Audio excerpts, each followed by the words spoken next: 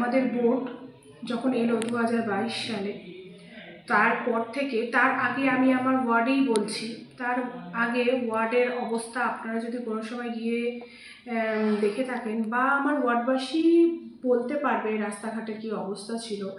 যেহেতু আমার ওয়ার্ডটা ছোট, তো সেই কারণে সেরকম কোনো খেলার মাঠ বা খেলার পার্ক কোনো কিছুই ছিল না, সৌন্দর্যায়ন জিরো ছিল, কিছুই ছিল না। তো সেই ক্ষেত্রে সেই জায়গা থেকে আজকে আমাদের বোর্ডে 3.5 বছর হতে চললো, সেখানে আমার ওয়ার্ডবাসী খুব খুশি যে তাদের জন্য একটা পার্ক হয়েছে, তাদের জন্য সৌন্দর্যায়ন হয়েছে আমার ওয়ার্ডে, যে আমার ওয়ার্ডে একজন মনীষী মূর্তি, আমাদের পরবর্তী জেনারেশন যারা বাচ্চারা তারা কিন্তু যে আদর্শে বড় হবে, যেমন স্বামী বিবেকানন্দ, রবীন্দ্রনাথ ঠাকুর, এদের আদর্শে যে বড় হবে, তাদের চেনার উপায় তো এই মূর্তি দ্বারাই। কারণ আমরা এই রাস্তায় যেতে আমাদের বাচ্চাদের বলি, এই দেখো উনি কবিগুরু রবীন্দ্রনাথ ঠাকুর, চেনো। তো সেইভাবেই আমার ওয়ার্ডে স্বামী বিবেকানন্দের মূর্তি বসিয়েছি, রবীন্দ্রনাথ ঠাকুরের মূর্তি বসানো হয়েছে। তারপর রাস্তার অবস্থা খুবই খারাপ ছিল, খুবই একদম ধুলো উঠতো রাস্তা দিয়ে। তো সেই রাস্তা আমাদের ম্যাস্ট্রিক রোড হয়েছে, ড্রেন হয়েছে, প্রচুর ড্রেন, গার্ডওয়াল হয়েছে, ছোট ছোট অনেক ছোট বিউটিফিকেশন, যেমন জনসাধারণের জন্য, আমার ওয়ার্ডবাসীর জন্য চেয়ার বসিয়েছি, তার উপর শেড দিয়েছি, এতে অনেকেই এসে বসে, দেখে খুব ভালো লাগে। বয়স্ক মানুষেরা অনেক সময় মর্নিং ওয়াক করতে যখন বেরোয় সকালে, তাদের দেখি বসছে, বিকেলে যখন বেরোয় তখনও দেখি বসছে, খুব ভালো লাগে। তারপরে ওয়ার্ডে আরও উন্নয়ন বলতে যেটা বিশেষভাবে আমি নজর দিয়েছি সেটা হচ্ছে বৃক্ষরোপণ। বৃক্ষরোপণ কিন্তু আমার ওয়ার্ডে প্রচুর পরিমাণে হয়েছে, অনেক গাছ লাগানো হয়েছে। গাছগুলো এখন প্রায়, আমি প্রথম যখন কাউন্সিলর হয়েছি সেই সময় থেকেই কিন্তু আমি বৃক্ষরোপণটা শুরু করেছি। এখন গাছগুলো অনেকটাই বড় হয়েছে এবং টবের মধ্যেও আমি গাছ লাগিয়েছি, এবং পার্কে প্রচুর গাছ লাগানো হয়েছে। পার্কের সামনে মাঠ আছে, সেই মাঠে লাগানো হয়েছে, রাস্তায় লাগানো হয়েছে। সারা বছর টুকিটাকি আমাদের বৃক্ষরোপণ যে কোনোই প্রোগ্রাম হোক, সে আমার সারা বছর ব্লাড ডোনেশন ক্যাম্প হয়। তারপরে বিনামূল্যে একটা ডাক্তার বসেন, যেখানে বিনামূল্যে ডাক্তাররা রোগী আমার ওয়ার্ডের পরিষেবা সেটা দিয়ে রোগী দেখেন। সেই সময়ও কিন্তু আমি সব প্রোগ্রামেরই উদ্বোধনটা আমি বৃক্ষরোপণ দিয়ে করি, কারণ গাছ থাকলেই কিন্তু আগামী দিনে সবুজায়নটা বাড়বে এবং আমাদের যারা আগামী দিনের যে আমাদের বাচ্চারা, তাদের ভবিষ্যৎটা কিন্তু অনেকটাই অক্সিজেন পাবে। তো সেই নিয়েই চলছে। আগামী দিনে আরও কিছু রাস্তা আছে, যেটা আমার ম্যাস্ট্রিক রোড অলরেডি কাজ টেন্ডারে রয়েছে, সেগুলো হবে। আরও কিছু সৌন্দর্যায়নের কাজ হবে।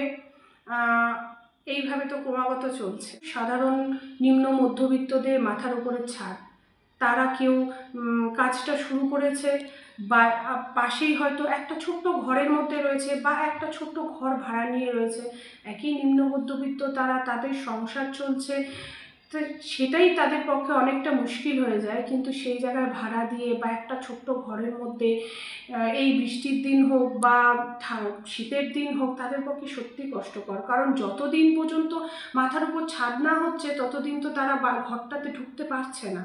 তো সেই জায়গা থেকে অবশ্যই তাড়াতাড়ি ঘরটা হয়ে গেলে ওনাদেরও সুবিধা। আজকে কেন্দ্রীয় সরকার যে টাকাটা বন্ধ করে দিয়েছে, তাতে কিন্তু সাধারণ মানুষ খুবই বিপদের সম্মুখীন হয়েছে। তবে আমাদের মাননীয় মুখ্যমন্ত্রীকে ধন্যবাদ জানাই, যে উনি তো সবসময় সাধারণ মানুষের জন্য, গরিব মানুষের জন্য সবসময়ই চিন্তা করেন। সব সময়, সে মহিলা হোক, পুরুষ হোক, ছোট শিশু থেকে জন্ম থেকে শুরু করে মৃত্যু পর্যন্ত, উনি সবটাই খুব যত্ন সহকারে উনি দেখেন এবং তাদের পাশে থাকেন। তো সেই ক্ষেত্রে এখানেও বলবো যে এই যে সিদ্ধান্তটা নেওয়া হয়েছে, এতে সাধারণ মানুষের অনেকটাই উপকার হবে, মাথার উপরে তারা ছাদ পাবে। আর যে নিত্য দৈনন্দিন তারা যে কঠোর পরিশ্রম করে নিজেদের সংসারটা চালায়, তাতে তাদের সুবিধা হবে ঘরটা হয়ে গেলে। কারণ আমার ওয়ার্ডেই অনেকে আছে হয়তো ভাড়াতে আছে, হয়তো মাটি খুঁড়েছে, পাশে একটা ছোট্ট ঘরে আছে, খুব কষ্ট করে আছে, সেখান থেকে তারা সুরাহা পাবে। দিদির যে এই যে প্রকল্প, এই প্রকল্পগুলো মানুষের যে কত ছোট ছোট সুবিধে, ছোট ছোট চাহিদা পূরণ করেছে। কারণ আমার ওয়ার্ডে, আমি প্রথমেই বলি বয়স্ক ভাতা নিয়ে, বহু বয়স্ক লোকেরা আছে যারা 1000 টাকা করে মাসে যে বয়স্ক ভাতা পাচ্ছে, সেখান থেকে তাদের একটা ওষুধের খরচা উঠে যায়। তো তারা দুহাত ভরে দিদিকে আশীর্বাদ করেছে। বহু মহিলারা আছে, যেরকম লক্ষ্মী ভাণ্ডার বলছি, আমার ওয়ার্ডে প্রায় 900, 950, প্রায় 1000-এর কাছাকাছি মহিলারা লক্ষ্মী ভাণ্ডার পাচ্ছে। এর থেকে ছোট ছোট তাদের অনেক কিছু, অনেক ছোট ছোট তাদের শখ বলুন, প্রয়োজনীয় জিনিস বলুন, সেটা কিন্তু তারা নিতে পারছে। বিধবা ভাতা, এটাও একজন শব্দ, মানে কি বলবো, যে বিধবা হয়েছে বা তার কাছে কতটা মূল্য সে সেটা বলতে পারবে। আর কন্যাশ্রী, রূপশ্রী, এগুলোতে তো বহু মেয়েরা ভীষণভাবে উপকৃত হয়েছে। দিদির এই প্রকল্পকে যতই বলি না, মানে যতই প্রশংসা করি না কেন, হয়তো কম হবে। খুব মানুষ খুব উপকৃত হয়েছে। মানুষ এসেও বলে যায়, এই যে 1000 টাকা করে পাচ্ছি।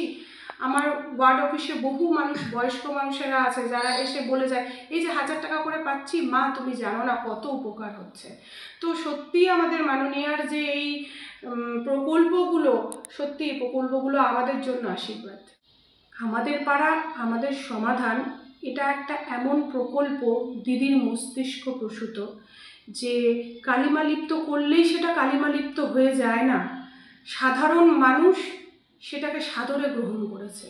কারণ এই আমার পাড়া আমার সমাধান মানুষকে যে ছোট ছোট বিষয়, আজকে অনেকেই আছে হয়তো ওনার সমস্যা, ওনার বাড়ির পাশে একটা ছোট্ট হয়তো ড্রেন সমস্যা রয়েছে, ড্রেনটা ভেঙে আছে, গার্ডওয়ালটা ভেঙে আছে।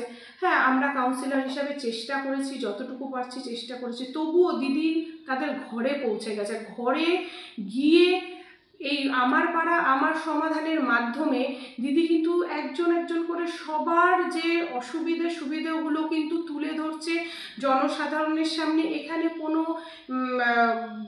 দ্বিতীয় কোনো কথাই হবে না, আর কালিমালিপ্তর কোনো প্রশ্নই আসে না। এই আমার পাড়া আমার সমাধানটা আমাদের কাছে গর্বের, এবং আগামী দিনে এটা অনেক সুদূর প্রসারী, অনেক দূর যাবে এবং মানুষ অনেক উপকৃত হবে। এর মধ্যে রয়েছে দুয়ারে সরকারের যে এই আমার পাড়া আমার সমাধানে দুয়ারে সরকারেরও ক্যাম্প। আমার কাছে, আমার ওয়ার্ডেও প্রচুর মানুষ এসেছে, তারা ভীষণ আগ্রহী। আমাকে এসে ফোনে জিজ্ঞাসা করেছে, বারবার আমার ওয়ার্ড অফিসে এসে জিজ্ঞাসা করেছে, দিদি কবে হবে, শিক্ষা কবে হবে, এই আমার পাড়া আমার সমাধান। আমরা যেতে চাই, আমরা থাকতে চাই, আমরা বলতে চাই। ওয়ার্ডের উন্নয়নের কথা চিন্তা করেই তো তারা এসেছে, আর দিদির প্রতি পূর্ণ সমর্থন আছে বলেই তারা আগ্রহ প্রকাশ করেছে। তো এইখানে বিরোধীদের বলবো যে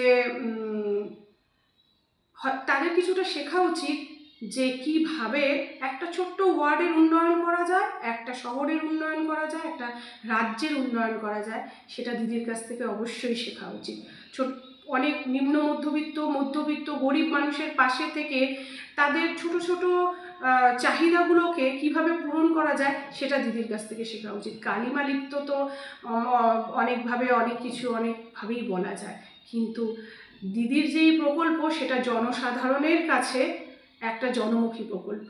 তো এই জন্য দিদিকে অবশ্যই আমাদের সবার পক্ষ থেকে অনেক অনেক অনেক ধন্যবাদ জানাবো, যে এই সাধারণ মানুষের জন্য উনি অনেকটা ভেবেছেন, আর ভেবেই চলেছেন। উনি সব সময় ভেবেছেন, আর শুধু আজকে আমার পাড়া আমার সমাধান বলে না, উনি অনেকটাই সব সময় ভেবেছেন, সাধারণ মানুষের পাশে থাকছেন, এবং তার সাথে আমাদেরকেও শিখিয়েছেন কিভাবে সাধারণ মানুষের পাশে থেকে তাদের সাথে থেকে কাজ করতে হয়। মানুষ এখন শুভবুদ্ধি সম্পন্ন, তারা সবটা দেখছে, নিজেদের চোখের উপরে সবটা বুঝছে। আজকে পশ্চিমবঙ্গের উন্নয়ন, শিলিগুড়ির উন্নয়ন, সব দিক থেকেই আমাদের ডাবগ্রাম ফুলবাড়ি বলুন, মাটিগাড়া নকশালবাড়ি বলুন, যেখান থেকে প্রতিটা জায়গায় দিদির যে উন্নয়নের স্রোত সেটা কিন্তু ছড়িয়ে পড়েছে। তো সেটা আলাদা করে মানুষের কাছে আমাদের অবশ্যই জানাতে হবে, তুলে ধরতে হবে, কিন্তু মানুষ কিন্তু ঠিকই বুঝছে, এবং মানুষ কিন্তু উন্নয়নটিকেই বেছে নেবেন। তাই আর উন্নয়ন একমাত্র দিদির হাত ধরেই আসা সম্ভব। তাই মানুষ দিদিকেই বেছে নেবেন। আগামী 26-এ আমরা জয়যুক্ত হয়েই আসবো, এটা